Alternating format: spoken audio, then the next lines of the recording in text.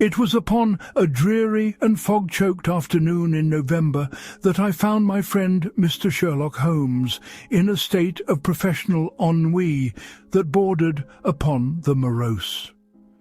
He stood by the window of our Baker Street lodgings, his tall, spare figure etched in silhouette against the grey miasma that swirled without, a dun-coloured blanket muffling the ceaseless roar of London. For some days the papers had been devoid of anything to pique his singular interest, and the criminal classes of London seemed to have entered into a period of unnerving hibernation. He had exhausted the latest monograph on the polyphonic motets of Lassus, and the acrid fumes of a particularly noxious chemical experiment, an attempt, he had claimed, to isolate a new alkaloid from the belladonna family, still hung heavy in the air, a testament to his restless energy.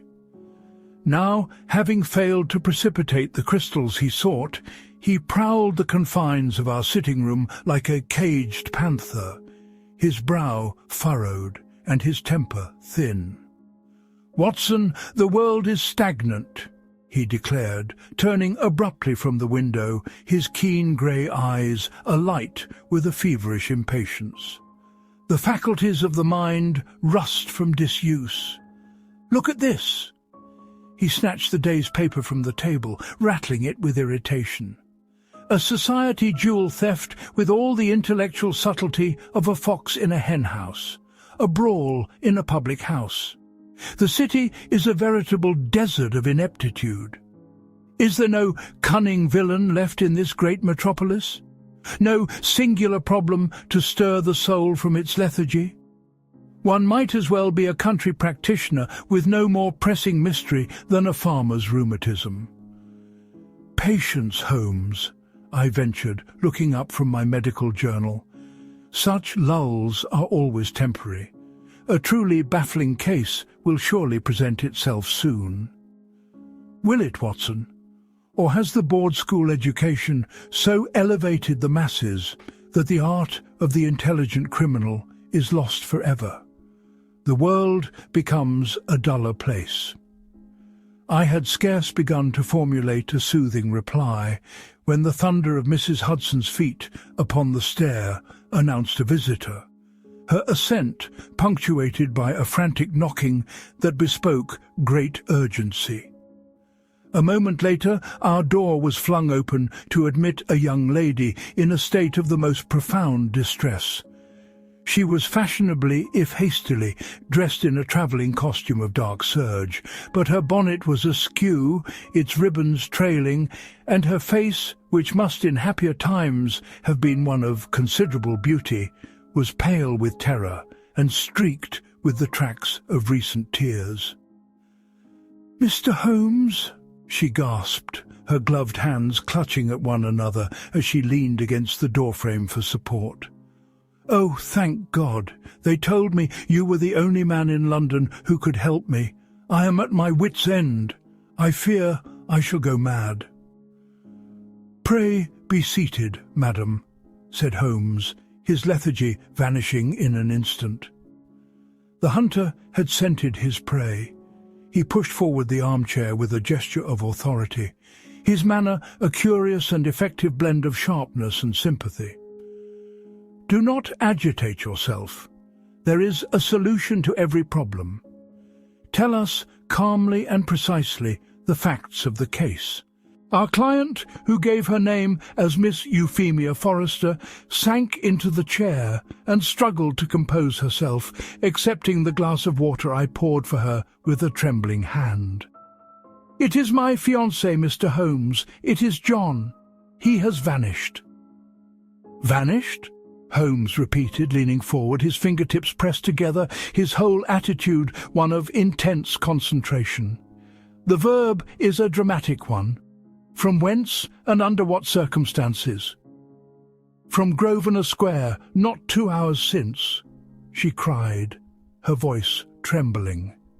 "He has vanished from the very face of the earth, inside a locked furniture van." I confess I started at this, and even Holmes's impassive features registered a flicker of heightened interest. The sheer absurdity of the statement was enough to capture his full attention. "A furniture van," he said, his voice low and resonant. "Pray, Miss Forrester, omit no detail, however trivial it may seem to you. Your narrative is, on the face of it, a most singular one. The little things are invariably the most important." Thus encouraged, the young lady began her remarkable story. She and her fiancé, a Mr. John Spencer, were, it seemed, in a difficult position. She was the ward of her aunt, a Lady Carmichael, a formidable dowager of the old school who vehemently disapproved of the match. Mr. Spencer, though a gentleman of impeccable character and rising prospects in the city, lacked the title and ancestral lands that her ladyship deemed essential. "My aunt forbade our union," Miss Forrester explained, dabbing at her eyes with a lace handkerchief. "She called John an adventurer, a fortune hunter. She threatened to cut me off without a penny. John has some means of his own, but we knew that life would be a struggle. And so we resolved to take matters into our own hands." "An elopement?" suggested Holmes. "Precisely, Mr. Holmes. We could bear the separation no longer. My aunt's house had become a prison to me. We secured a small cottage in the country, a place where we could be happy. This morning was to be our moment of escape.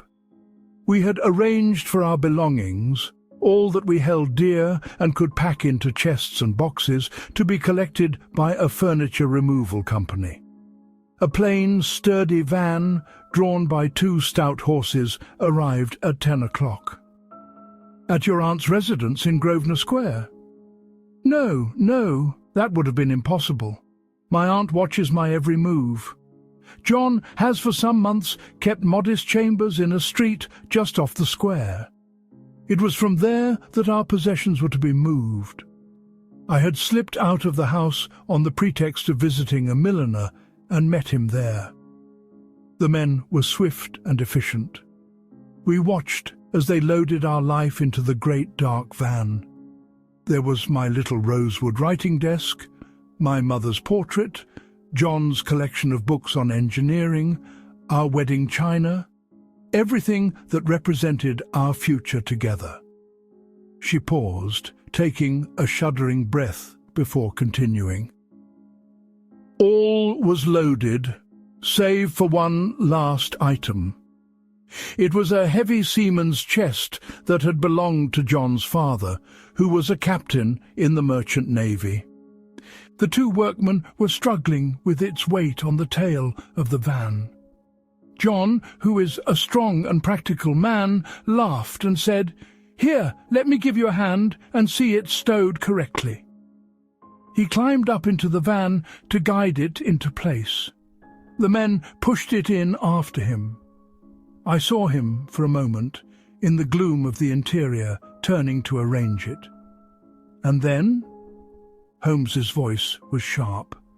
And then the men slammed the heavy rear doors. I heard the dreadful sound of a great bar being dropped into place. Before I could even cry out, the driver had cracked his whip, and the van was moving away down the street at a brisk trot. It was all so appallingly sudden. "And you, madam, what did you do?" I was frozen with shock for a moment. I thought perhaps it was a mistake, that they did not realize John was within. I ran to the corner, hailing the first hansom I saw. "Follow that furniture van," I cried to the cabman. We pursued it for some streets, but it turned down into a warren of mews and smaller lanes near Park Lane. The driver seemed to know every shortcut and alley. We were caught behind a brewer's dray for a minute or 2, and when we emerged, it was gone. Vanished, Mr. Holmes. We searched the surrounding streets for half an hour, but it was as if the ground had opened and swallowed it. The story was, on the face of it, preposterous. A man and a vehicle of such considerable bulk to disappear in the heart of London in broad daylight. Holmes remained silent for a long minute, his eyes closed, his long fingers steepled before him. I knew that he was reconstructing the scene within the unique theatre of his mind, running and rerunning the sequence of events. "The company," he said at last, opening his eyes. "What was its name?" "I believe it was the Capital and Counties Furniture Removal Company," she replied. "John made all the arrangements." "And the men? Describe them." "They were unremarkable, dressed in canvas aprons. One was a large, florid man with a beard. The other was slighter and sallow-faced. They spoke little and with a common accent." "Did anything about the van itself strike you as peculiar?" "No, sir. It was large and brown, with the company name in faded gold lettering upon the side. It seemed entirely ordinary." "An ordinary vessel for an extraordinary occurrence," Holmes murmured. He rose from his chair and began to pace. "The problem, on its surface, presents certain features of interest. The motive, however, is obscure. Was this an act of random brigandage? Unlikely. The contents of a van belonging to a young couple of modest means would hardly warrant such an elaborate scheme. This was planned, Miss Forrester. It was directed squarely at Mr. John Spencer. We must therefore ask ourselves, who would wish him ill? Who would benefit from his removal?" "My aunt!" she cried, her face flushing with anger. "Lady Carmichael, she detests him. She said she would move heaven and earth to prevent our marriage." A common enough sentiment, but moving a furniture van is a terrestrial, not a celestial matter, Holmes observed dryly. "Tell me of your aunt." "She is a woman of iron will, proud and unforgiving. She lives alone in her great house, surrounded by servants who fear her." "And of Mr. Spencer? Has he any enemies that you know of? Old rivals? Debts?" "None. John is the kindest, most honourable man alive. He has not an enemy in the world." Holmes smiled faintly. "My dear young lady, you are in love. It is a delightful condition, but it does not make for a reliable witness. No man is without a past. Now, I shall require two things from you: the address of Mr. Spencer's chambers and that of your aunt, Lady Carmichael. Watson and I will begin our inquiries at once. I must ask you to return to your home and behave, as far as is possible, as if nothing is amiss. Betray no sign of alarm. The perpetrators of this outrage may be watching you. We shall be in touch." After ushering the distraught Miss Forrester out, Holmes turned to me, his eyes gleaming with the thrill of the hunt. "Well, Watson, what do you make of it?" "It is the most bizarre business I have ever heard, Holmes. A kidnapping by furniture van. It sounds like something from a penny dreadful." "Does it not? And yet it has happened. The question is not the what, but the how and the why. The how is a fascinating intellectual puzzle. The why will lead us to our man. Come, Watson, the game is afoot. Fetch your hat and your service revolver. There is not a moment to lose." Our first port of call was the street from which the abduction had taken place. It was a quiet, respectable row of bachelor chambers, and we found the spot easily enough from Miss Forrester's description. Holmes, to the bewilderment of a passing constable, dropped to his hands and knees upon the cobblestones, examining the ground with a large magnifying lens. "You see, Watson," he said, pointing to a series of faint indentations near the curb. Our van was here for some time. The horses have left their mark. And see these deeper grooves? The final loading, that of the heavy seaman's chest, caused the springs to compress significantly. A considerable weight. That. He moved along the ground like a questing hound, sniffing at the air. Ah, what have we here?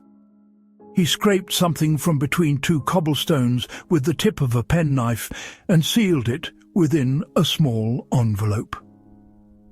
A flake of dried mud, Watson.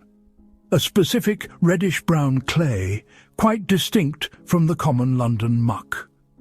That may prove to be of service.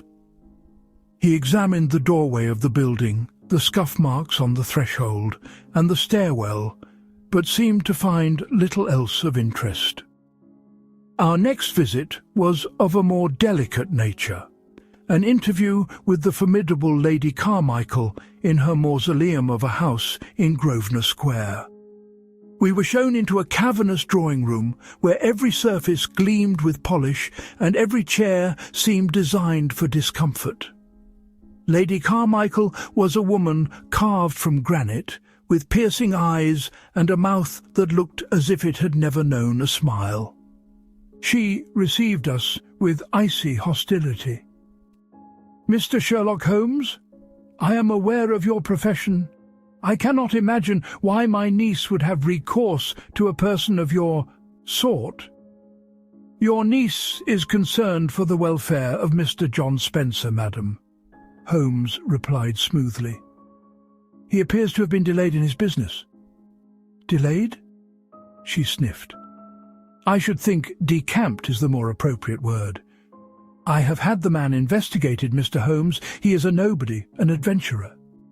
He has doubtless realized that Euphemia's fortune is entirely at my discretion and has sought richer pastures. My niece is well rid of him." "You had him investigated?" Holmes's voice was casual, but I saw his eyes sharpen. "Of course. I'm not a fool.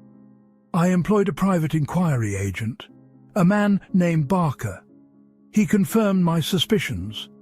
Spencer is from a common background, his prospects are middling, and he has no connections to speak of." "Did this Mr. Barker uncover anything more specific? Anything that might suggest an enemy?" A flicker of something, unease perhaps, crossed her ladyship's face. "He mentioned that Spencer kept low company in his youth. Sailors, dockhands, the sort of people one would expect given his father's profession. Nothing more." "I see," said Holmes. "And you have no notion where this van might have gone?" "A van? What van?" she demanded, her surprise appearing genuine. Holmes, with a brief apology, related the story as we knew it. As he spoke, the colour drained from Lady Carmichael's face, leaving it a mask of grey wax. The iron composure cracked. "Abducted? In a van?" she stammered, her hand flying to her throat. "Good heavens! I wish the man gone, Mr. Holmes, but not like this. Not like this." "Your agent, Barker?" Holmes pressed. "Where might I find him?" She gave us the address, her hands trembling as she wrote it down. It was clear that, whatever her animosity towards the young man, she was deeply shocked by the violent turn of events. "She is telling the truth, Holmes, is she not?" I asked as our hansom rattled away from the square. "She knows nothing of the abduction." "Her surprise is genuine, Watson, but she is concealing something. Her agent, Barker, told her more than she lets on. She is frightened. Not for Spencer's sake, I think, but for her own. She has meddled in matters she does not understand, and has set something terrible in motion. Our next step must be to have a word with this Barker."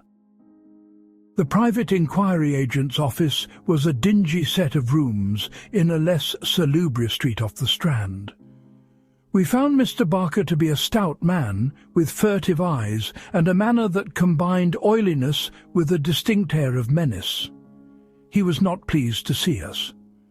"Holmes, eh?" he grunted, not rising from his desk. "Come to poke your nose in my business?" "I have come on behalf of your client, Lady Carmichael," said Holmes, his voice like a shard of ice. "I wish to know everything you discovered about Mr. John Spencer." Barker laughed, a short, unpleasant bark.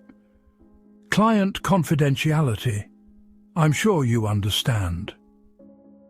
"I understand that a man has been abducted and is in mortal peril," Holmes retorted. "And I understand that withholding information in such a case is a serious matter. Do not trifle with me, sir. What did you learn that so frightened your client?" Barker's bravado began to crumble under Holmes's intense gaze. "Look, I just do my job," he whined. "I tailed the fellow, watched his comings and goings. He was planning an elopement, that was clear enough, packing up his things. And you reported this to Lady Carmichael." "Some of it. I reported that he was a fortune hunter, which is what she paid me to find." "And what did you do with the rest of the information, Barker?" Holmes's voice was dangerously quiet. "The information about the elopement, the furniture van, the specific time and place. To whom did you sell that?" The man's face went the colour of putty. "I don't know what you're talking about." "Oh, I think you do," said Holmes, taking a sudden step forward. "You saw an opportunity for a double fee, did you not? You found that Spencer had enemies, and you sold them the perfect opportunity to lay a trap for him. Who were they, Barker? I will have the truth out of you. I promise you that, whether it is here and now or in a cell at Scotland Yard." The threat was enough. The wretched agent collapsed in on himself, his bluster gone. "It was a gang," he stammered. "The Black Gull gang. They're river pirates, smugglers. Spencer used to be one of them years ago. He was their bookkeeper, the brains of the outfit. He got out, tried to go straight, but he knew too much. They've been hunting him." "And the seaman's chest?" Holmes pressed. "What of that?" "That's what they were after," Barker exclaimed. "It's where he kept the ledgers. All their accounts, their contacts, the proof of their crimes. He was taking it with him to use as insurance, I suppose. I told their leader, a devil of a man they call Silas the Slasher, Hadrill. I told him when and where Spencer would be with the ledgers. He paid me well for it. The entire affair was now illuminated by a harsh and ugly light. This was no simple matter of a disapproving aunt, but a desperate move in a deadly game between a man trying to escape his past and the ruthless criminals who would not let him go. "Where do they operate?" Holmes demanded. "Downriver, Rotherhithe. They've a warehouse there by the old St. Jude's wharf. A deserted place." "We are in your debt, Mr. Barker," Holmes said, his voice dripping with contempt. "I shall see to it that your part in this is not overlooked by the authorities." We left the trembling agent to his conscience and hurried back out into the street. "To Scotland Yard, Watson!" Holmes cried, flagging down a cab. "We shall need Inspector Lestrade and a half-dozen of his best men.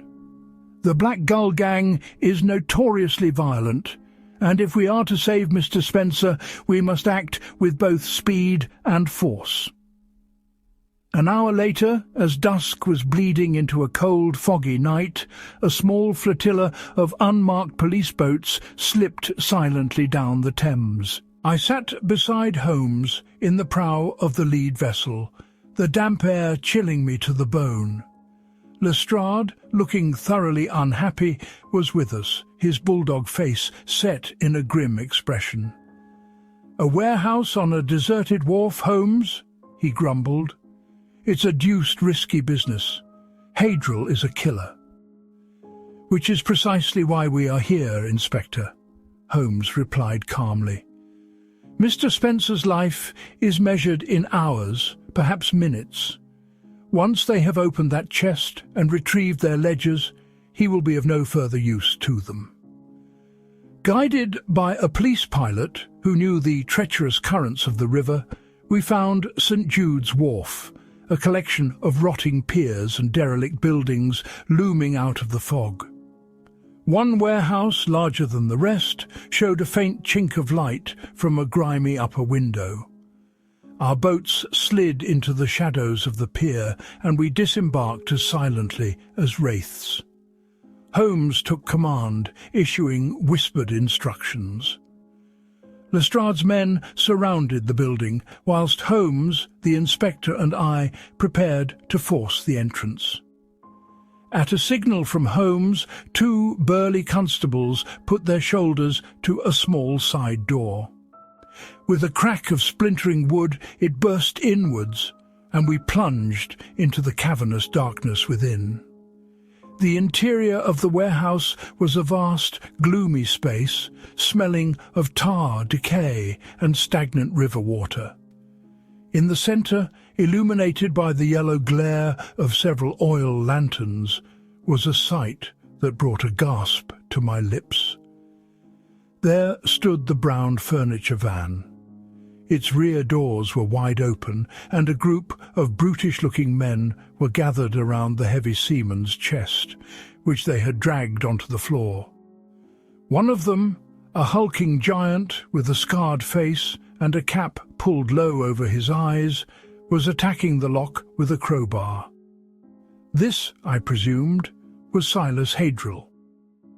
Tied to a wooden pillar nearby was a gagged and struggling figure. It was John Spencer. His face was bruised, but his eyes were wide with a mixture of terror and defiance. "Police!" roared Lestrade, his voice echoing in the rafters. "You are surrounded!" For a moment the scene was a tableau of stunned shock. Then Hadrill let out a furious oath and hurled the crowbar at the nearest constable. Chaos erupted. The smugglers, caught like rats in a trap, fought with savage desperation. Shots rang out, the flashes illuminating a bedlam of struggling bodies.